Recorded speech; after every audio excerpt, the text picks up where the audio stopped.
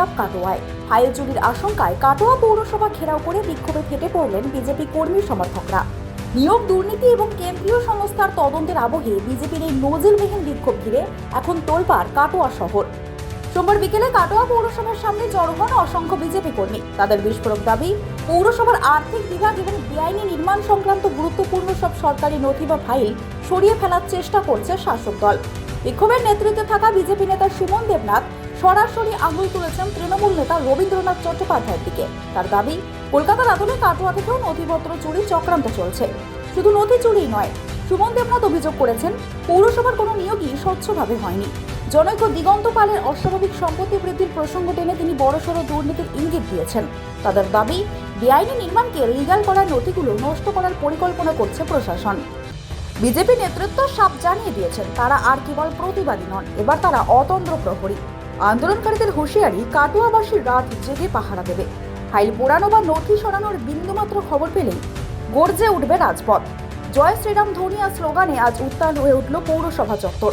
এখন দেখার এই প্রবল চাপের মুখে তদন্তকারী সংস্থাগুলো কাটোয়া পৌরসভার এই ফাইলগুলোর ওপর নজরদারি শুরু করে কিনা।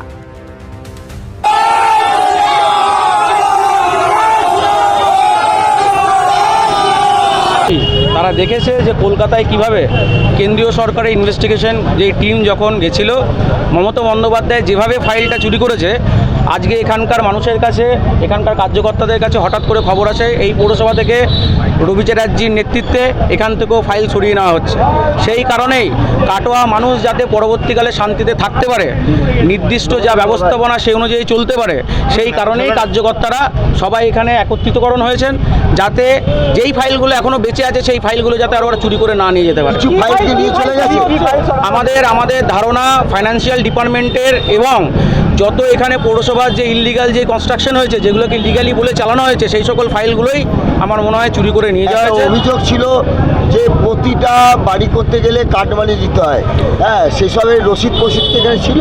অবশ্যই আমারও সেটা ধারণা এবং এখানকার যত জনতা আছে তাদের সবারই সেম ধারণা। তার কারণ আপনারা সবাই হয়তো জানেন, যারাই নতুন বাড়ি করতে গেছে নতুন প্ল্যান নিয়ে, এখানে দেখবেন ডেভেলপমেন্ট ফিসের নাম করে পৌরসভা থেকে একটা ফিস নেওয়া হয়েছে, তার পরবর্তীকালে আরেকটা ফিস নেওয়া হয়েছিল ডেভেলপমেন্ট ফিস, যার এগেনস্টে কোনো রসিদ দেওয়া হয়নি।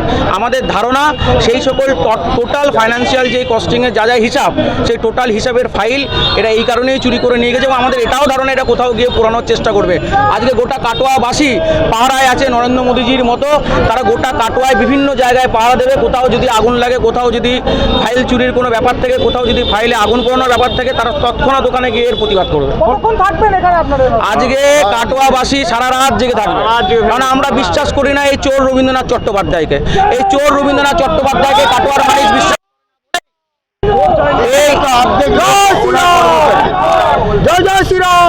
এখানে তো অর্ধেক জনাই তো তৃণমূলের কর্ম। আমাদের সেটাই সন্দেহ, যেহেতু সবকটাই হচ্ছে মাননীয় যিনি বিধায়ক ছিলেন এখানকার, তার সবাই পেটুয়া লোক। সেই কারণে এখানকার সব কার্যকর্তারা কাটোয়াবাসীরা আজকে এখানে এসছেন, যাতে কোনো পেটুয়া লোকের মাধ্যমে কোনো ফাইল এই পৌরসভা থেকে আর না বেরোয়। এই কাটোয়া পৌরসভা স্বচ্ছভাবে এখানে চাকরি হয়নি যারা কাজ করে। অবশ্যই কোনোভাবেই এখানে স্বচ্ছভাবে চাকরি হয়নি। যদি স্বচ্ছভাবে চাকরি হতো তাহলে সব থেকে বড় কথা হচ্ছে, আজকে এখানে যিনি কর্মরত ব্যক্তি ছিলেন মিস্টার দিগন্ত পাল, সেই দিগন্ত পাল এত ফুলে ফেপে উঠতো না।